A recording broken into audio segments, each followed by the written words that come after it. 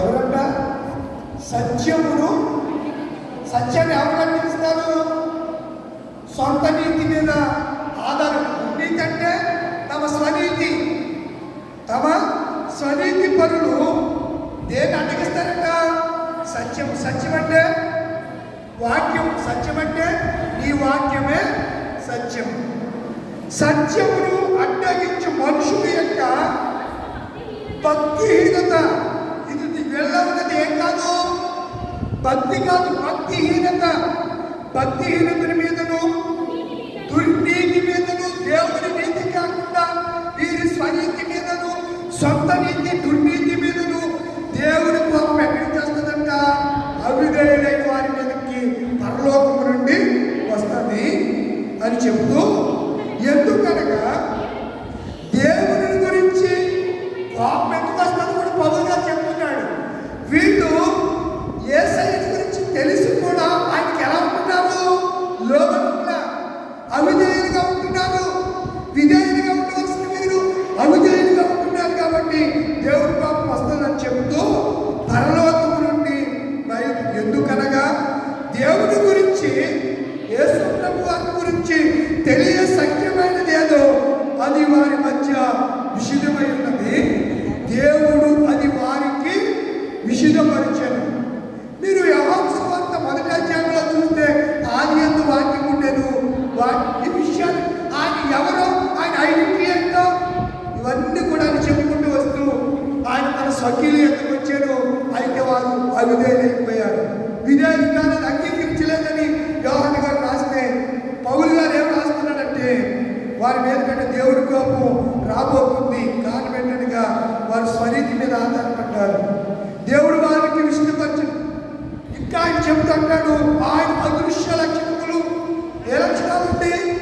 దేవుడి యొక్క అదృశ్య లక్షణాలు మన కంటికి, దేవుడు మన కంటికి కనిపించకపోయినా ఆయన చేసిన సృష్టిలో అదృశ్య లక్షణాలు నిత్య శక్తియు, జగదుత్పత్తి మొదలుకొని సృష్టింపబడినటువంటి ఒక మనిషిని చూస్తే అర్థమవుతుందండి దేవుడి జ్ఞానం ఏంటో. అవయవ నిర్మాణం, గుండె ఎన్ని సెకండ్లకి ఎన్నిసార్లు కొట్టుకోవాలో దేవుడు నిర్ణయించాడు. బ్లడ్ సర్క్యులేషన్ నడినెత్తి నుంచి పాదాల వరకు ఎంత ఫోర్స్తో ప్రవహించాలి దేవుడు. ఒకవేళ ఆ స్టేజ్ దాటిపోతే రక్తం కప్పుకొని చేస్తాడు. దాన్ని ఏమంటారు? ఐబీపీ అంటారు. ఏమంటారు? ఐబీపీ. నరాలు పగిలి, నరాలు చిట్లి ఏమైపోతారు? దాన్ని కార్డియాక్ అరెస్ట్ అంటారు. మెడికల్ భాషలో కార్డియాక్ అరెస్ట్ అంటారు. బీపీ హై రేంజ్లో వెళ్ళిపోయినప్పుడు, యేసు ప్రభు గారు కూడా అంత బీపీ వెళ్ళింది.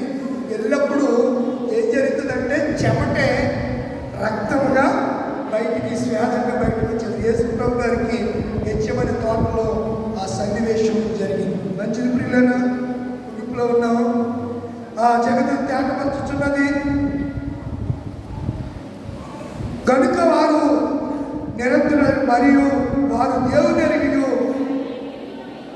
కిందకు వచ్చేయండి. వారి అవివేక హృదయం తాము జ్ఞానం అని చెప్పుకొనుచు వారు అక్షయుడకు దేవుని.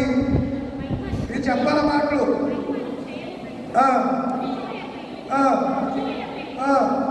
జంతువులకి, పురుగుల యొక్కయు మనిషి యొక్క ప్రతిభా స్వరూపులకు వార్చిన పన్ను కడతావా చందావా అని అడుగుతున్నారు ఆయన. ప్రతిభా స్వరూపులు క్రైస్తవుడే, వారికి దేవుడైపోయాడు. క్రైస్తవుడే వారికి దేవుడైపోయాడు. అసలు ఎవరు సృష్టించారు, ఎవరు కలుగు చేశారు, ఎవరు ద్వారా నువ్వు ఊపిరి కలిగి బ్రతుకుతున్నావో, చెల్లిస్తున్నావో, ఉనికి కలిగి ఉన్నావో ఆ దేవుడి గురించి కనీసం జ్ఞానం లేకుండా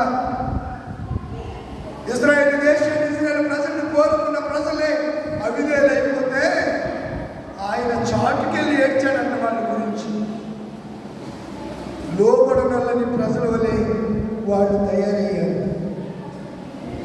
నా ప్రియమైన దేవుని పిల్లలారా, 3 పాఠాల ఆధారంగా మనకి ఇవ్వబడినటువంటి జ్ఞానాంశంలో విధేయత. లోబడుతున్నామా వాక్యానికి? ఏయో మాయమాటలకు, కల్పనా కథలకు విభూతి గారి పౌరులు రాస్తున్నాడు. కల్పనా కథలకు తిరుగు ఎందుకు వచ్చింది? ఏ చెవులు ఉన్నాయి మనకి? దురద చెవులు ఉండి తిరుగుతున్నారంట. ఏ చెవులు నేను చెప్పలేదు, బైబిల్లో ఉంది. మీకు ఏ డౌట్ ఉన్నా ఎన్ని టైం ఎప్పుడైనా అడగచ్చు. ఏ చెవులు? దురద చెవులు ఉన్న వాళ్ళందరూ ఏం చేస్తారు చెప్పలేట్లా? ప్రిన్సిపల్స్ ఉన్నాయి కదా, ఏం చేస్తారు అప్పుడు? చెవు బాగుంటుంది, లేకపోతే మా ఇంటి పక్కన ఒక ఆయన ఉండేవాడు. కోడి కనబడితే చాలు నవ్వుగా తీసి ఇలా తీసి ఇలా పెట్టేసి నాకు భలే నవ్వు వచ్చేది. ఏంట్రా బాబు మజ్జిగ చేసి చల్లకాపి ఇలా తిప్పేసి వాడు చౌలు పెట్టి ఇలాగా ఇంతే ఇలా తిప్పేసి వాడు. నాకు తర్వాత చదువుకున్న తర్వాత అలా తిప్పితే ఏమైపోతాయి? కన్నవేరులు పగిలిపోయి వాల్స్ ఉంటాయి, అవి పగిలిపోయా పొరకాయ పగిలిపోయి ఏమొచ్చేస్తే చెవుడు దానికి వచ్చేది. కొంతమంది కావాలని ఇలా చేసుకుని తెలియక చేసుకుని వాళ్ళకి ఆడే చెవుటాలు అయిపోతారు. కొంతమంది పుట్టుకతో చెవుటాలు ఉంటారు, వాళ్ళు వేరే సంగతి. కొంతమంది కావాలని ఈ దురదను తీర్చుకోవడానికి ఏం చేస్తారు? ఇలా తిప్పుతారు. మీరు చూడలేదు ఎవరిని?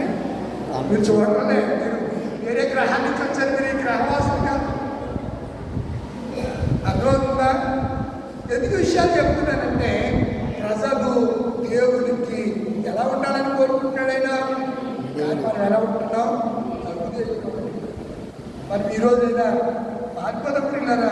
దేవుడు అక్కడ ఆయన ప్రేమను మనం అర్థం చేసుకుందాం, ఆయన సిలువ త్యాగాన్ని మనం అర్థం చేసుకుందాం.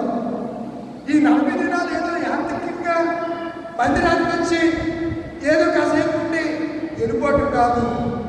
ఎందుకు వస్తున్నామో, ఎందుకు దేవుడి వాక్యాన్ని మనకి వినిపింప చేస్తున్న దేవుడి చిత్తం ఏమిటో, దేవుడి ఉద్దేశం ఏమిటో, దేవుడి ప్రణాళిక ఏమిటో, అనాది సంకల్పంలో నువ్వేమై ఉన్నావో, ఆయన ఆలోచనలో నువ్వేమై ఉన్నావో, ఒకసారి ప్రభువా ఇంతగా నన్ను ప్రేమించిన వాడికి నేను ఎంతటి వాడిని అంటున్నాను ప్రభువా, ఎందుకు నన్ను ఈ రీతిగా సజీవంగా ఉంచావు అని ఒకసారి మీలో మీరే ప్రశ్నించుకుంటే దేవుడి ప్రేమ మీకు అర్థమవుతుంది.